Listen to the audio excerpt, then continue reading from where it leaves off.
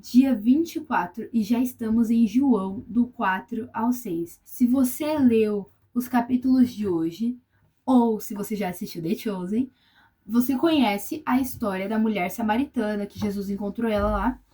E eu não vou falar muito sobre a história em si, porque é para você ler, mas eu gostaria de pontuar algumas coisas que, primeiro, Jesus é especialista em causar escândalos, porque uma mulher samaritana conversando com um judeu, o povo samaritano e o povo judeu, eles não se davam muito bem. E João deixa isso bem claro aqui pra gente. Então, aquilo era um escândalo, uma coisa muito absurda. Mas o evangelho ultrapassa barreiras, ultrapassa muros, não fica preso numa bolha, mas se espalha para o mundo todo. E nós devemos ser como Jesus, não ficar presos numa bolha, na nossa rodinha de amigos crentes, amigo cristão, ficar lá no nosso mundo, lá só com os amigos da igreja, ficar só nesse mundo, nessa bolha, mas sair disso, ir para fora, como virão se não há quem pregue? Então a gente precisa sair dessa bolha, porque a partir do momento que o véu foi rasgado, a palavra de Deus é para todos. E todo mundo pode ter acesso ao Pai. Então nós devemos sair dessa bolha, sair desse mundinho pequeno de cristãos, mas ir para o mundo e pregar o evangelho a toda criatura. Essa mulher samaritana, ela pegava água ao meio-dia porque ela não queria se encontrar com as outras mulheres, ela tinha vergonha. E quando ela descobre que Jesus é o Cristo, ela abandona o cântaro que ela usava para pegar água e ela vai correndo anunciar o que ela descobriu, falar de Jesus. Isso representa que ela abandonou a antiga vida dela.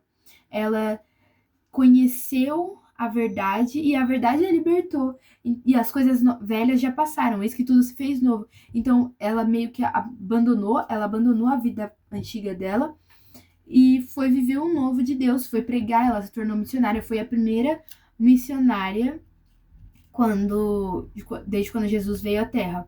Essa história nos mostra que o encontro com Cristo revela a nossa verdade, revela nossos pecados, mas também traz fonte de vida nova. Então é importante a gente reconhecer os nossos erros para que a gente possa se arrepender e não errar novamente. Também conta sobre o paralítico no tanque de Betesda, que ele estava lá há 38 anos. E esse tanque, quando as águas são agitadas, a Bíblia diz que anjos do céu agitavam as águas, e quando elas eram agitadas, o primeiro que conseguisse mergulhar lá era curado. Então lá em Betesda ficava coxos, paralíticos, cego, surdo, as pessoas com todo tipo de deficiência e doença.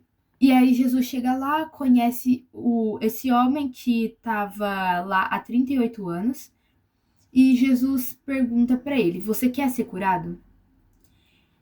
E ele diz: mas é porque ninguém me ajuda a chegar na água, porque quando a água começa a se agitar, outras pessoas chegam na minha frente. E Jesus pergunta de novo: você quer ser curado? Porque Jesus não queria saber quem te ajudou, quem deixou de te ajudar, quem estava com você, quem te abandonou. Ele não quer saber sobre as outras pessoas, porque a salvação é individual. Ele quer saber se você quer ser curado. Porque se você também não quiser ser curado, ele não pode fazer nada. Ele te convida à salvação. Você quer ser salvo? Você quer ser curado? Mas se você não quiser, não há nada que ele possa fazer. Continue aí. E aquele cara já tinha perdido a esperança dele de ser curado algum dia. Mas Jesus vai lá, pergunta se ele quer ser curado. Então, ele aceita ser curado. E Jesus traz de volta a esperança dele, porque ele já estava frustrado. Ele colocou a expectativa dele em pessoas, quem poderia ajudar ele a chegar na água. E isso estava errado, ele tinha que colocar a esperança, as expectativas, a identidade dele, como eu falei no outro vídeo, em Cristo. Porque, no caso, em Deus. Porque ele não iria ser frustrado. E quando ele fez isso, ele não foi frustrado, Jesus curou ele. Jesus também fala que ele é o pão da vida. E ele nos mostra que não basta só buscar o pão aqui na terra, mas também buscar o pão do céu, que é Jesus. E quando ele fala isso, muitos de seus discípulos decidem o abandonar. E tem aquela música do F-Hop, Indesculpável, que fala exatamente isso, né? A mensagem é doce aos lábios, mas é amarga aos que aceitam carregar. E aí Jesus vira para os 12 que ele escolheu, os 12 escolhidos, The Chosen, e ele fala assim, vocês também não vão com eles? E aí Pedro fala, para quem iremos, se só tu tens a palavra de vida eterna? Que tem aquela música lá do Morada, né, para onde eu irei. Só que no caso, ele não diz para onde eu irei, ele diz a quem iremos.